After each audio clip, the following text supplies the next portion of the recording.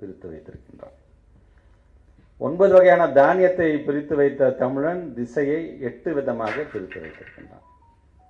திசையை 8ஆக பிரித்து வைத்த தமிழன் இசை என்று வரும்பொழுது அதை 7ஆக பிரித்து வைக்கின்றான்.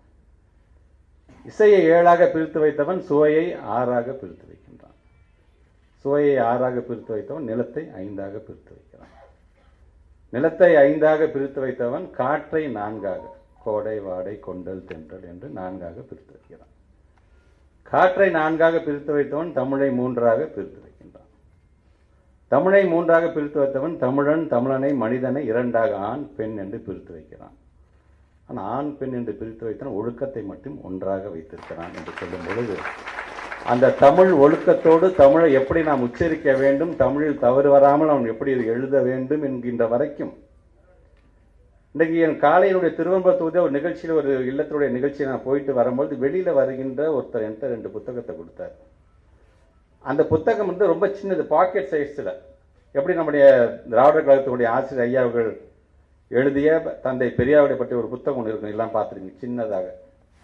அது மாதிரி 2 புத்தகத்தை எனக்கு கொடுத்தாங்க, ரொம்ப சின்னது, பாக்கெட்டில் வைக்கணும். என்னன்னு பார்த்தா ஐயா மா நன்னன் எழுதிய புத்தகம். அது 2 தொகுப்பு. ஒன்று தொண்டு என்றால் என்ன என்பதை பற்றி தந்தை பெரியார் அவர்கள் சொன்னதை பற்றி, மனிதன் என்றால் என்ன என்பது தந்தை பெரியார் சொன்னால் சின்ன தொகுப்பை கொடுக்கும்போது எனக்கு அவ்வளோ அவருக்கு தெரியவே கூட தெரியாது. நான் என் தொகுதியில் உள்ளவருக்கு இந்த மாதிரி ஒரு நிகழ்ச்சி நான் போய் நான் கலந்துக்க போகிறேன்னு கூட தெரியாது.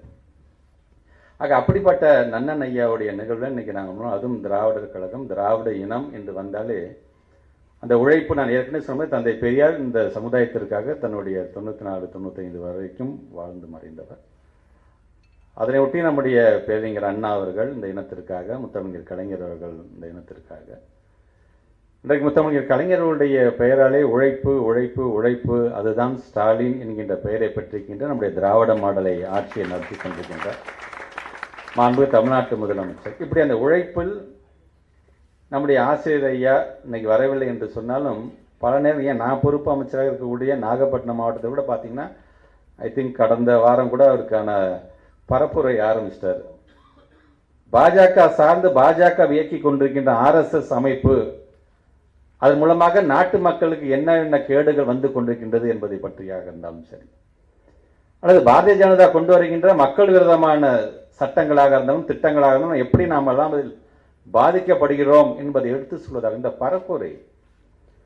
ஆனால் தான் திராவிடர் கழகம் என்பது, இப்போ நான் இந்த மேடையில் நான் அமர்ந்திருக்கேன் சொன்னால் அமைச்சர் பொறுப்பை மேற்கொண்டு ஒரு அலங்காரமாக இங்கே நான் அமரவில்லை. நன்னன் ஐயாவுடைய தமிழுக்கு அடிமையானவனாகத்தான் இங்கே நான் அமர்ந்திருக்கேன் என்பதை நான் சொல்வேன். நீங்கள் எந்த அரங்கத்திற்கு சென்றாலும் இன்றைக்கு ஏன் இருமொழி கொள்கையை நாம் உயர்த்தி பிடிக்கின்றோம்? தாய்மொழியில் சிந்திப்போம், ஆங்கில மொழி உலக அளவில் போய் அதை கொண்டு செல்ல வேண்டும் என்று சொன்னால் நம்முடைய தாய்மொழிய கருத்தை, பெருமையை சொல்வதற்கு அந்த ஆங்கிலத்தை நாம் பயன்படுத்த போகின்றோம். அதனால தான் இன்றைக்கு அந்த இருமொழி கொள்கையை நாம் உயர்த்தி பிடிப்பதற்கு காரணம் அது ஒன்று தான். இதெல்லாம் வழங்குனது யார்? இன்னைக்கு எனக்கு நான் பேசுறதுக்கு முன்னாடி அம்மா சொன்னாங்க இல்லையா, இந்த காரியமாக அவர் செஞ்சுட்டு இருக்கிறது, அவரை நாங்கள் பேச அழைக்கிறோன்னு. நீங்கள் அவ்வளோலாம் சொல்லவே வேணாமா, பெரியாருடைய கடமையை அவர் ஆற்றிக் கொண்டிருக்கின்றார், வருக அமைச்சரவர்களை உரையாற்றுறது என்று சொன்னாலே போதும். அதில் அனைத்துமே அடங்கி விடுவதாகத்தான் நான் கருதுவேன். நான் அந்த விதத்தில் இன்றைக்கு இந்த புத்தகம் வெளியிடுகின்ற இந்த விழாவில் தொடர்ந்து இன்றைக்கு நம்முடைய பத்திரிகைத்துறை, ஊடகத்துறை சார்ந்திருக்கிற நண்பர்கள் இதெல்லாம் மக்கள்கிட்ட கொண்டு செல்லுங்க. நன்னன் ஐயா போன்றவர்களெல்லாம் இந்த தமிழை நம்ம மறந்துவிடக்கூடாது என்பதற்காக இதை நான் சொல்கின்றேன். அப்படி இந்த புத்தகத்தில் தொடர்ந்து நம்முடைய ஆசிரியர் ஐயா இன்றைக்கு வரவில்லை என்று சொன்னாலும், அவர் எப்படியெல்லாம் பேசுவார், எப்படியெல்லாம் உரையாற்றுவார் என்பதை நம்ம நன்கு அறிந்தவர்கள் தான். ஏன்னா இன்றைக்கு நாம் சில கருத்துக்களை சொல்ல வேண்டும் என்று சொன்னால் சும்மா அப்படியே 19 பேசிட்டு போகக்கூடியவர்கள்லாம் கிடையாது. அவர்களெல்லாம் அது சார்ந்து ஒரு குறிப்பு வச்சிருப்பாங்க, அது சார்ந்து புத்தகத்தில் எத்தனாவது பக்கத்தில் எடுத்து வாசித்து காட்டுவாங்க, இந்த புத்தகத்தை நீங்களாம் படிக்க வேண்டும் என்று சொல்லிவிட்டு போவார்கள்.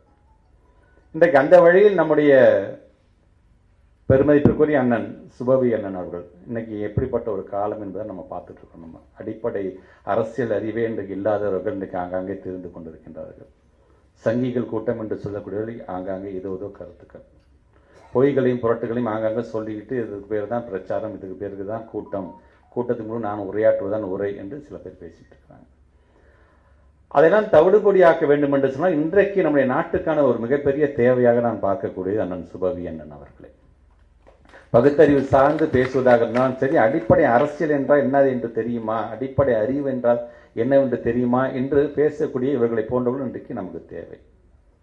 இப்போ தொழிலாளர்கள் பற்றி நம்முடைய நன்னன் ஐயா அவர்களுடைய இந்த புத்தக தொகுப்பில் இதை நான் படிக்கும்பொழுது கிட்டத்தட்ட 1926லேருந்து 72 வரைக்கும் தொழிலாளர்களுக்காக கொடுத்திருக்கின்ற அந்த குரல், அவர்கள் சார்ந்தோடைய வாழ்க்கை மேம்பட வேண்டும் என்பதற்காக சொல்லப்படுகின்ற கருத்துக்கள், தொழிலாளர்கள் எப்படியெல்லாம் இருக்க வேண்டும் என்று சொல்லுகிற இந்த புத்தகத்தை அவங்க